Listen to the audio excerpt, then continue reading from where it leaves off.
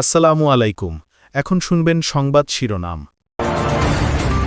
আফগানিস্তানের বিরুদ্ধে যুদ্ধ ঘোষণা পাকিস্তানের। অপারেশন গজবলিল হক এ ২২৮ তালেবান যোদ্ধা নিহত, ৫৫ জন পাক সেনা হত্যার দাবি তালেবানের। পরে ভূমিকম্প রাজধানী সহ দেশ জুড়ে, এবার উৎপত্তিস্থল সাতক্ষীরায়। এক মাসে দেশের অভ্যন্তরে অন্তত ১০ বার কম্পন, জনমনে আতঙ্ক। নজরে পানি উন্নয়ন বোর্ডের সার্ভার ফাঁস হচ্ছে স্পর্শকাতর তথ্য, দ্রুত নিরাপত্তা নিশ্চিতের পরামর্শ বিশেষজ্ঞদের। নরসিংদীতে কিশোরী সংঘবদ্ধ ধর্ষণ ও হত্যা মামলায় গ্রেফতার ৫ আসামি, কারাগারে রিমান্ড। শুনানি ১ মার্চ, মূল অভিযুক্ত ধরা না পড়ায় ক্ষোভ। পুলিশ হত্যাসহ অমীমাংসিত বিষয়ে প্রয়োজনে ফের তদন্ত হবে, ঠাকুরগাঁওয়ে মির্জা ফখরুল। চেষ্টা চলছে গণতন্ত্রকে প্রাতিষ্ঠানিক রূপ দেয়া।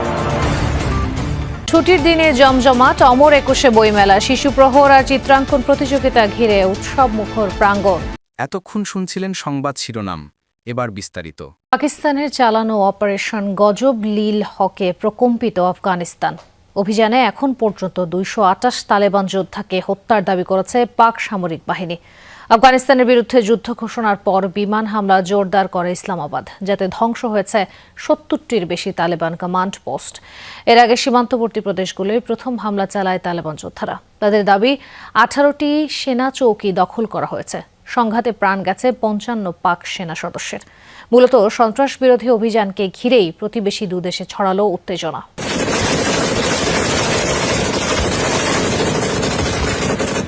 স্থানীয় সময় রাত ৮টা। তালেবান যোদ্ধাদের অতর্কিত হামলায় প্রকম্পিত পাকিস্তান সীমান্তবর্তী এলাকা। চলে পাল্টাপাল্টি গুলিবর্ষণ, ছোড়া হয় কামানের গোলাও। রীতিমতো যুদ্ধ ডুরান্ট লাইন সংলগ্ন প্রদেশগুলোয়।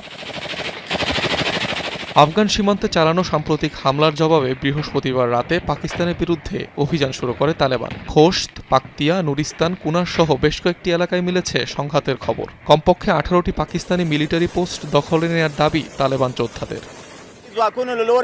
প্রিয় দেশবাসী, নানগারহার ও পাকতিয়ায় পাকিস্তানি বাহিনীর সাম্প্রতিক বিমান হামলার জবাবে আজ রাত ৮টায় আমরা আক্রমণ শুরু করেছি। আমাদের প্রার্থনায় রাখবেন। এ সময় পাকিস্তানি সামরিক বাহিনীর বেশ কিছু মিলিটারি পোস্টে অগ্নিসংযোগ করে তালেবান যোদ্ধারা। জব্দ করা হয় ভারী সামরিক সরঞ্জাম। জবাবে আফগানিস্তানের বিরুদ্ধে ঘণ্টাখানেকের মধ্যেই যুদ্ধ ঘোষণা করে পাকিস্তান। শুরু করে অপারেশন গজবলিল হক। রাজধানী কাবুল ছাড়াও কান্দাহার, নাঙ্গারহার, পাকতিয়া ও পাকতিকা প্রদেশে একযোগে চালানো হয় বিমান অভিযান। সীমান্তেও চলে ব্যাপক সংঘর্ষ। ধ্বংসের দাবি করা হয় বহু তালেবান আউটপোস্ট, অস্ত্রাগার ও 2টি ব্রিগেড হেডকোয়ার্টার।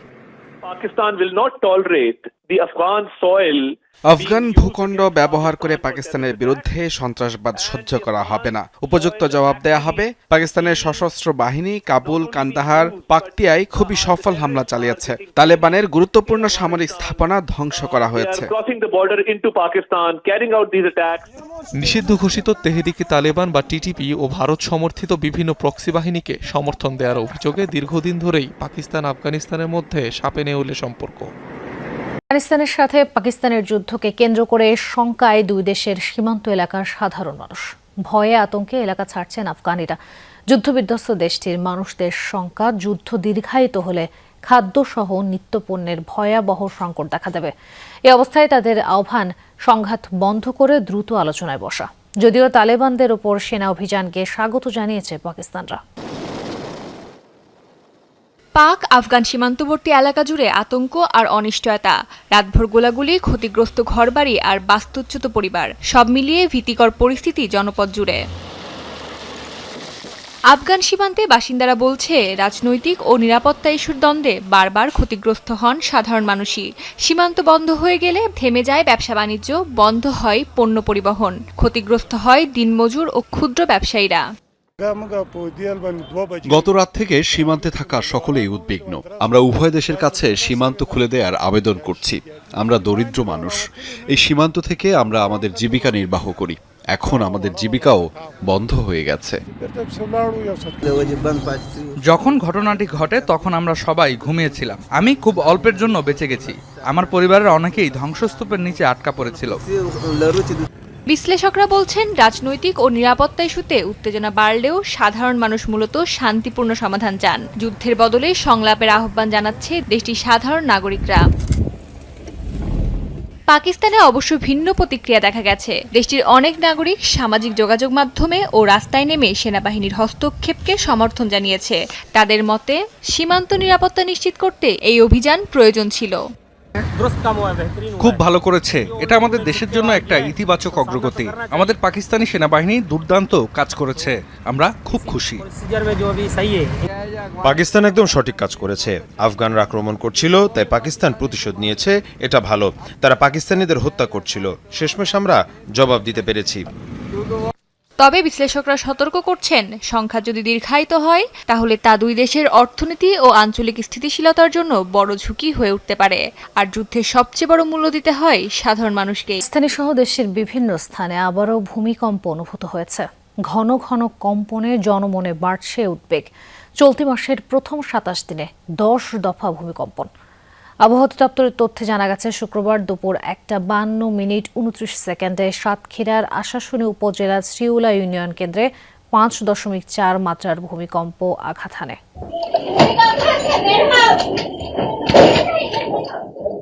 কয়েকদিন পরপর ভূমিকম্পে কেঁপে উঠছে গোটা দেশ। এবার সাতক্ষীরায় মাঝারি মাত্রার ভূমিকম্পের উৎপত্তিস্থল, যার ফলে রাজধানী ঢাকা সহ দেশের বিভিন্ন স্থান কেঁপে ওঠে। আবহাওয়া অধিদপ্তর জানায়, রিক্টার স্কেলে এই ভূমিকম্পের মাত্রা 5.4। ক্ষয়ক্ষতি না হলেও দেশের ভেতরেই উৎপত্তিস্থল হওয়ায় মানুষের মধ্যে আতঙ্ক তৈরি হয়েছে। হঠাৎ কি ভূমিকম্প হচ্ছে নাকি? মানে 20 সেকেন্ড পরে মনে হলো যেন হঠাৎ করে এমন একটা ধাক্কা দিল, তো মনে হলো যেন বিল্ডিং ভেঙে পড়ার অবস্থা। সবাই ভয়তে নিচে চলে আসছে এবং অনেক চিল্লামিল্লি, পরিস্থিতিটা খুব খারাপ ছিল এবং সবার ভিতরে আতঙ্ক ঢুকে গেছে। এর আগের দিন বৃহস্পতিবার দুপুর 12:04 4.6 মাত্রার আরেকটি ভূমিকম্প অনুভূত হয়, যার উৎপত্তিস্থল ছিল ভারতের সিকিমে, ঢাকা থেকে প্রায় 455 কিলোমিটার উত্তর পশ্চিমে। গেল বুধবার রাতেও 5.1 মাত্রার কম্পনের উৎস ছিল মিয়ানমার। চলতি মাসেই এই নিয়ে 10 বার ভূমিকম্পে কেঁপে উঠল দেশ। গত ফেব্রুয়ারি থেকে এই ফেব্রুয়ারি এ পর্যন্ত কিন্তু বাংলাদেশের ভেতরে 32টা ভূমিকম্প হয়েছে। যদি 2026 সালের কথা বলি, এ পর্যন্ত 10টার উপরে ভূমিকম্প হয়েছে বাংলাদেশের ভেতরে। এ মাসের শুরুতেও সাতক্ষীরার কলরোয়া উপজেলায় ভূকম্পন অনুভূত হয়। তখন আবহাওয়া অধিদপ্তর জানায়, এটি তুলনামূলক কম ঝুঁকিপূর্ণ। বাংলাদেশ ভূমিকম্প প্রবণ অঞ্চলে অবস্থিত। ছোট বড় কম্পন বিপর্যয়ের ইঙ্গিত কিনা তা নিয়েও নিশ্চিত কিছু বলা না গেলেও প্রস্তুতির বিকল্প নেই। এই অঞ্চলটা ভূমিকম্পের ক্ষেত্রে আগের চেয়ে আরো বেশি অ্যাক্টিভ হয়েছে। এই ভূমিকম্পের কারণে হতেই যে একটা বড় ভূমিকম্প হবে, এটা আসলে খুব ন্যাচারাল বিষয়। বিশেষজ্ঞরা বলছেন, আতঙ্ক নয়, প্রয়োজন সচেতনতা।